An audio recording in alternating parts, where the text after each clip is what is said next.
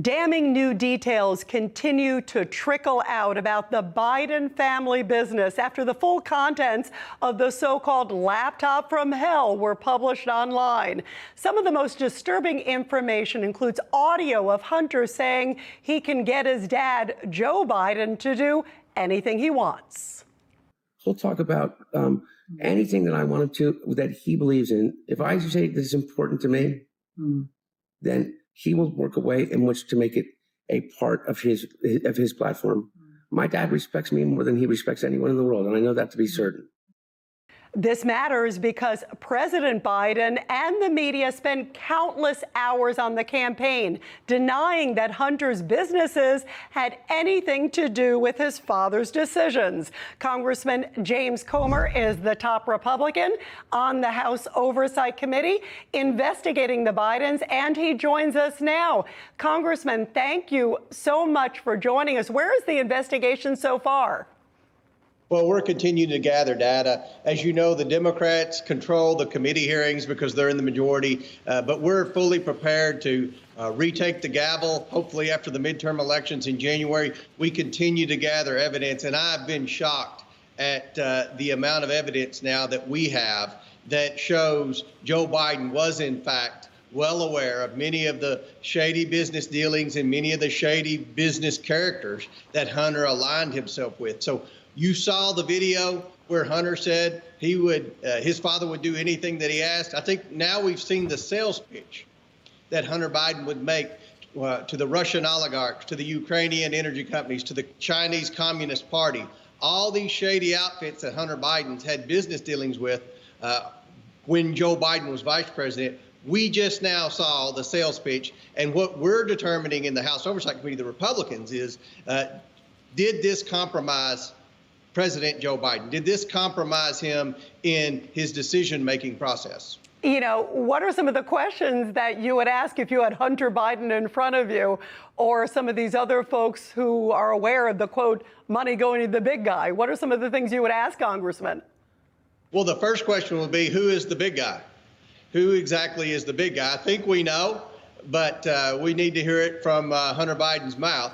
Also, we would ask about a lot of his bank accounts, and that's where I've been spending a lot of my time. The staff on the House Oversight Committee, we've been poring over his financial records from the hard drive, and I can tell you there were accounts that were commingled with Joe Biden. Now, this is a serious problem because, you know, the stock market's down 9,000 points. I'm sitting here, I've got some cash. I'm thinking, I would like to buy some stocks. I'm scared to death to buy a little stock. But here the Vice President of the United States is on accounts that he never disclosed publicly in his financial disclosure form, which I think is a violation, an ethics violation in itself. And he was a co-signer of some of these notes and some of these accounts. His name was on some of these accounts that Hunter Biden had. Many of these accounts are in violation with federal banking laws. We've already disclosed that there were 150 suspicious activity reports filed against various Hunter Biden checking accounts. This is very serious. And Joe Biden was, in fact, involved in some of these accounts. You know, that's a lot of accounts. The other thing, too, is you talk about all the commingling, all of these details.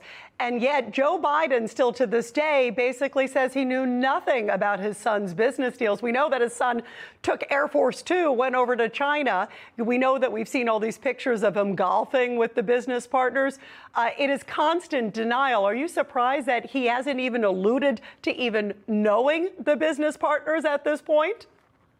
Yes, especially since the recent email came out with the business associate that had been to the White House over 20 times when Joe Biden was vice president, and the vice president said he had no recollection of this guy. Well, the email comes out, and this guy sends an email, the business partner, to Hunter Biden saying, your dad's Delaware refund check came in the mail today. I'm going to deposit it into his account and write a check on him to you for the money he owes you. So this guy had access to Joe Biden's mail and Joe Biden's checking account. I mean, to be able to write a check on somebody, I don't know about you, but nobody has access to my checking account other than my wife. So the fact that this guy had the ability to write a check on behalf of then Vice President Joe Biden shows that there's a lot more connection there than the White House wants to admit. Yeah, we all want some answers, and I'm glad that you're looking into this. By the way, before we let you go, Congressman,